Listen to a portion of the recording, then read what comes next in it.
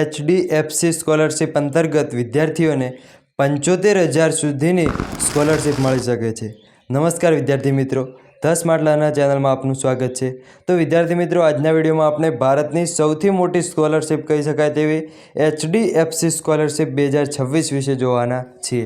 વિદ્યાર્થી મિત્રો, આમાં તમને 75,000 સુધીની શિષ્યવૃત્તિ મળી શકે છે।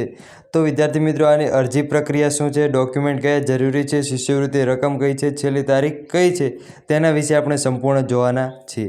તો વિદ્યાર્થી મિત્રો, ચાલો જોઈએ।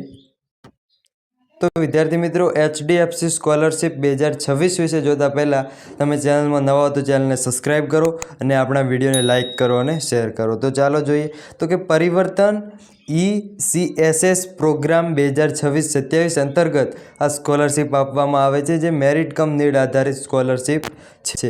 અને તેમાં સ્કોલરશિપ કેટલી હોય છે? તો સ્કોલરશિપ 15,000થી અને 75,000 સુધી સ્કોલરશિપ વિદ્યાર્થીઓને મળતી હોય છે। અને વિદ્યાર્થી મિત્રો, આ સ્કોલરશિપનો ફાયદો એવો છે કે આ સ્કોલરશિપમાં તમારે HDFC બેંકનું ખાતું હોવું જરૂરી નથી। તમારે તેનું ખાતું ન હોય તો પણ તમે આ સ્કોલરશિપમાં અરજી કરી શકો છો।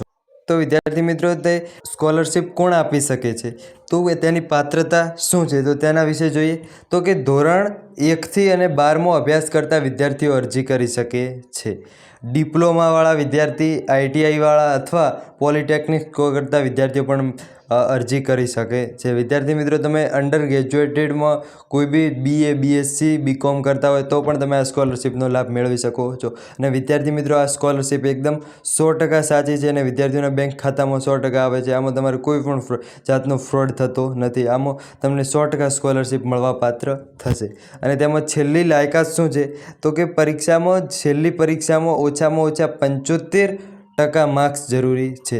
તમે લાસ્ટ વખત ધારો કે ધોરણ 10માં તો ધોરણ 9માં 55% માર્ક્સ જરૂરી છે। પછી છે કે પરિવારની વાર્ષિક આવક 2.5 લાખ 2.5 લાખથી વધુ હોવી ન જોઈએ। વિદ્યાર્થી મિત્રો, તમારા પરિવારની આવક એ 2.5 લાખ અથવા 2.5 લાખથી ઓછી હોવી જોઈએ, ત્યારે જ તમે આ સ્કોલરશિપનો લાભ મેળવી શકશો। ને માત્ર ભારતીય નાગરિકો માટે છે અને છેલ્લા 3 વર્ષમાં વ્યક્તિગત પારિવારિક સંકટનો સામનો કરનારને પ્રાથમિકતા આપવામાં આવે છે। તો તેને સ્કોલરશિપ સૌ પહેલાં આપવામાં આવે છે, તેના વિશે પણ આપણે છેલ્લે જોઈએ।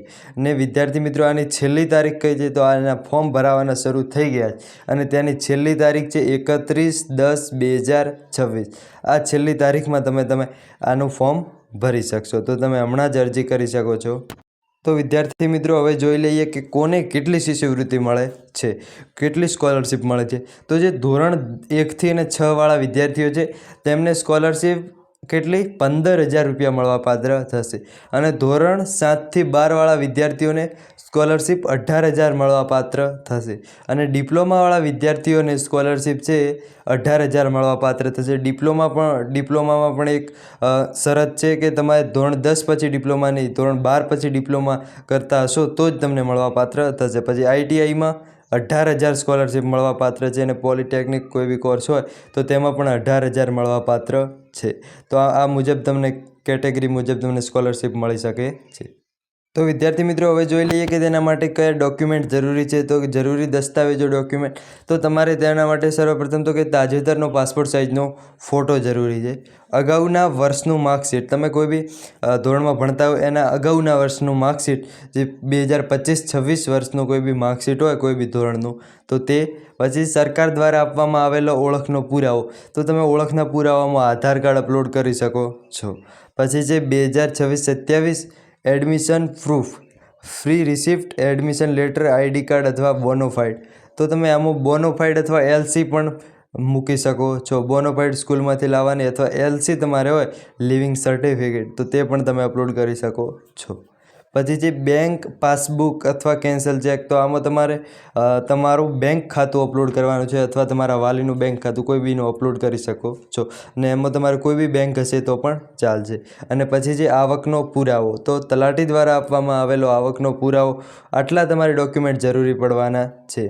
અને કેટલાક ખાસ કિસ્સામાં જો તમને લાગુ પડે તો કમાણી કરતા પરિવારના સભ્યના મૃત્યુ માટે, આ જેને વિદ્યાર્થી મિત્રો લાગુ પડે તે જ અપલોડ કરી શકે છે। તો ડેથ સર્ટિફિકેટ, તમારા પરિવારમાં જો કમાણી કરતા સભ્યનું મૃત્યુ થયું હોય તો તેનો ડેથ સર્ટિફિકેટ, જેના કારણે તમને પહેલી પ્રાયોરિટી આપવામાં આવે છે.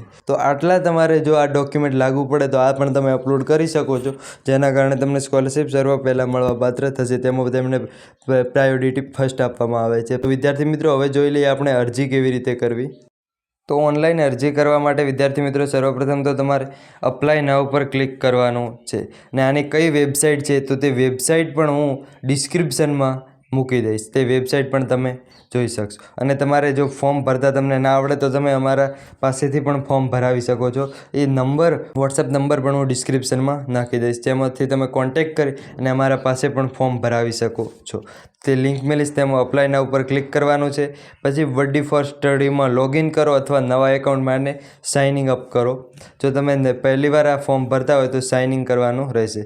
અને પછી તમારે પરિવર્તન ECSS પ્રોગ્રામ 2026-27 એપ્લિકેશન ફોર્મ ખોલો અને સ્ટાર્ટ એપ્લિકેશન પર ક્લિક કરો અને જરૂરી વિગતો ભરો અને ડોક્યુમેન્ટ અપલોડ કરો અને ટર્મ અને કન્ડિશન સ્વીકારી પ્રિવ્યૂ કરો અને વિગતો ચકાસીને વિદ્યાર્થી મિત્રો તમારે સબમિટ કરવાનું રહેશે. અને તેની છેલ્લી તારીખ છે 31/10.